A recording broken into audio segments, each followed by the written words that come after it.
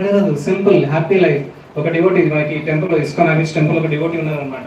So ఆ devotee so వాళ్ళ యొక్క ఫ్లైట్స్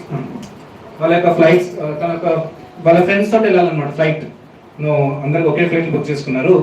ఇతనికి కొంచెం వేరే ఫ్లైట్ ఇచ్చారు అనమాట. సారీ సార్, ఆ ఫ్లైట్లో కొంచెం ప్రాబ్లం ఉంది, మీరు ఒక్కరు ఈ ఫ్లైట్లో వెళ్ళాలని చెప్పారు అనమాట.